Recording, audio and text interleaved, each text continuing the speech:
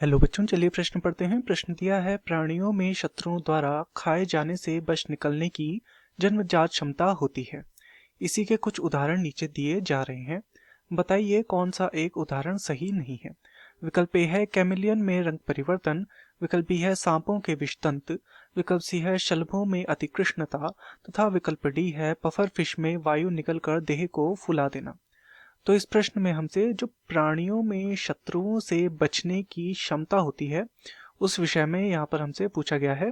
अर्थात इस प्रश्न की जो मुख्य अवधारणा है, मुख्य अवधारणा जो इस प्रश्न की है, यह प्राणियों की जो शत्रु से बचने की क्षमता होती है उसके विषय में है। शत्रु से बचने की क्षमता, इसके विषय में हमसे यहाँ पर पूछा गया है। तो चलिए देखते हैं ये जो प्राणियों में शत्रुओं से बचने की जो क्षमता होती है किस प्रकार से होती है। तो ये शत्रुओं से बचाव के लिए विभिन्न क्रियाविधियों को करते हैं। शत्रु से बचाव के लिए क्या करते हैं, विभिन्न क्रियाविधि प्राणियों में देखने को मिलती है जिनके माध्यम से ये शत्रुओं से बच सकें। तो ये जो इनकी शत्रुओं से बचने की क्षमता होती है यह इनमें जन्मजात अर्थात जन्म से ही उपस्थित होती है। ये कोई बाहर से सीखी नहीं जाती बल्कि इनमें प्राकृतिक रूप से मौजूद रहती है। उदाहरण यदि हम देखें तो ये क्षमता क्या होती है, जैसे कि गिरगिट क्या होता है, गिरगिट अपना रंग बदलता है। तो इस कारण से वो क्या होता है, वो अपना वातावरण के अनुसार ढल जाता है और जो शिकारी होता है वह उसे पहचान नहीं पाता, वह भेद नहीं कर पाता कि इनमें से गिरगिट कौन सा है। तो इस कारण से वह क्या हो जाता है, बच जाता है, शत्रुओं से बचने में सक्षम हो जाता है।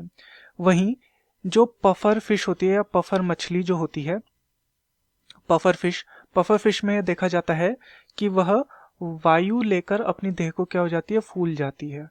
तो पफर फिश का फूलना जो है यह भी क्या है, एक शत्रुओं से बचने की उसकी क्षमता है।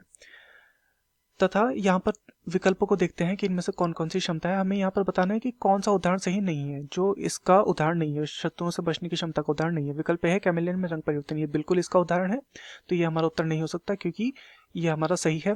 तथा विकल्प बी है सांपों के विषतंत्र। तो सांपों के जो विषतंत्र होते हैं ये इनकी रक्षा प्रणाली है एक प्रकार से। ये क्या करते हैं, ये यदि सांप किसी को अपने विषतंत्र से विष छोड़ देता है तो वो क्या हो जाए, तो उसकी मृत्यु हो सकती है। तो यहाँ पर ये शत्रुओं से जो खाए जाने से बचने की ये एक तरह से इसका उदाहरण नहीं होगा ये। तो ये क्या हो जाएगा, ये हमारा सही उत्तर हो जाएगा। विकल्प बी है शलभों में अतिकृष्णता, तो ये भी गलत है। तथा विकल्प डी है पफर फिश में वायु निकल कर देह को फुला देना, तो यह भी गलत है। तो दिए गए प्रश्न का सही उत्तर होगा विकल्प बी सांपों के विषतंत्र में। आशा करता हूँ आपकी यह समझ में आया होगा। धन्यवाद।